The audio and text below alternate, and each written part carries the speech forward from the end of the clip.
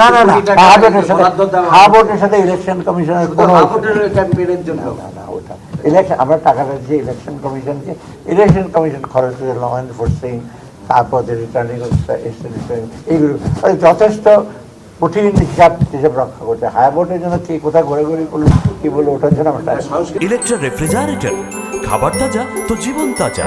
Electra ফ্রিজের রাজা। টিআইবির লোকজন সব কিছু দেখতে পারে না, ওদের চোখে ওদের তো দিব্য দৃষ্টি নাই বা ভালো দৃষ্টিও নাই, দেখতে চাইলে দেখতে পারে অনেক। এত কিছু আপনি শুধু আপনি রিফর্মের আইন টাইন তো দেখবে না, কতগুলো প্রসিডিওর সিম্পলিফাই করেছে আপনারা জানেন।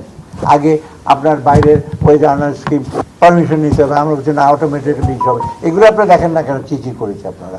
অনেকে ওনারা টিআইবি বসে না না টিআইবির প্রসঙ্গটা এখনও কিন্তু আমি বদনাম করছি না, আর আমি বলি যেগুলো ফান্ডামেন্টাল জিনিস যেগুলো তোমরা একটু দেখো, আর না দেখার ইচ্ছা থাকলে তো অনেক কিছু করা যায়। আমাকে কোনো দেখছেন বাইরে থাকতে আমি না দেখার ভান করে আরও তোমাদের কথাবার্তা ক্রিটিসাইজ করেছি, আমি সবসময় কিন্তু বেসিক জিনিসের উপর কথা। তাদের এক্সপেকটেশন ডেফিনেটলি আছে মানুষের যে আমরা ভাবছিলাম যে আমরা সংস্কারটা, কিন্তু সংস্কার করতে হলে কিন্তু সবার সহযোগিতা লাগে, প্রসেসটাকে লাগে, ওইটা ঠিক করতে। আমি ভেতরে দেখেছি প্রসেস এত গলদ, আমি চিন্তা করতে পারি ভেতরে যারা, আমি তো ভেতরে আছি, তো একটা কিছু করতে গেলে আমার, তবু তো আমি ফাইন্যান্স মিনিস্ট্রিতে অনেক কিছু ইউজ করে দিয়েছি, ফাইন্যান্স সেক্রেটারি বা নাজমা আছে বা এরা তাড়াতাড়ি করে দিচ্ছি, আমি ইমিডিয়েটলি সলিউশন দিই।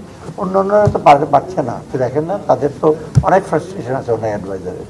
কারণ আমি যেহেতু আমি তো সিভিল সার্ভিসে গেছি, আমি ট্রেন্ড হয়েছি, আমি জানি কীভাবে কী করতে হয়, কিন্তু সবার তো ওটা জান, এবং সহযোগিতা না পেলে কিন্তু ডিফিকাল্ট।